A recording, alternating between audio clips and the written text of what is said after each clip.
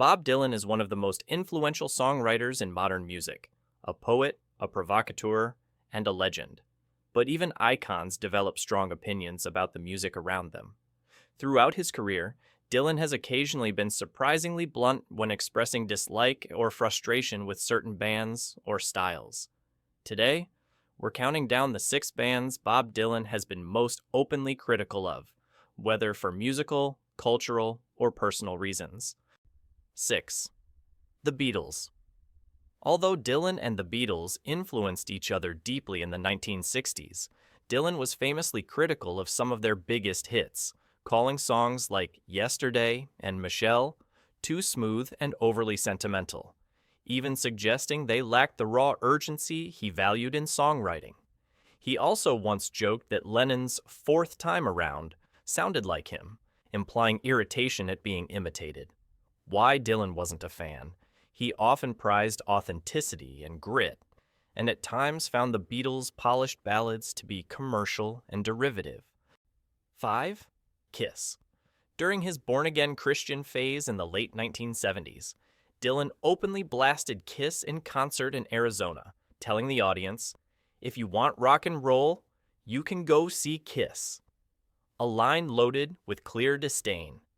To Dylan in that period, Kiss's makeup, theatrics, and bombastic image embodied everything he saw as spiritually and artistically empty about rock music at that moment. 4.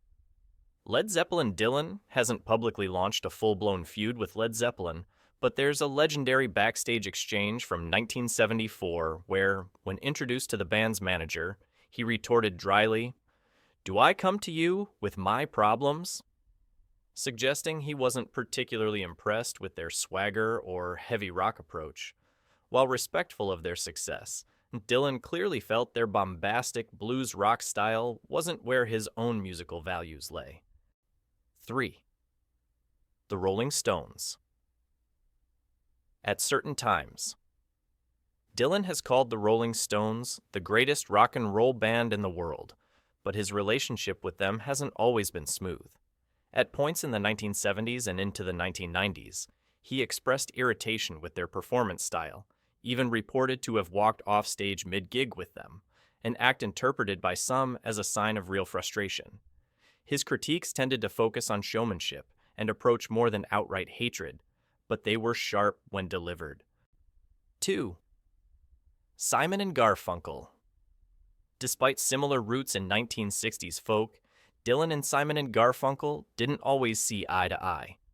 In one famous early encounter in Greenwich Village, an awkward, tension-filled meeting preceded an uncomfortable joint performance where Dylan reportedly laughed in a way that deflated the moment, cementing a brief period of personal and professional friction between him and the duo. While not a lifelong feud, there was a time when Dylan's attitude toward them was notably cool. 1. Guns N' Roses. Cover version, not the band itself. Dylan didn't exactly hate Guns N' Roses as a band, but his reaction to their cover of his classic Knocking on Heaven's Door was famously peculiar, describing their version as feeling like Invasion of the Body Snatchers, implying he found it alien or disconnected from the spirit of his original.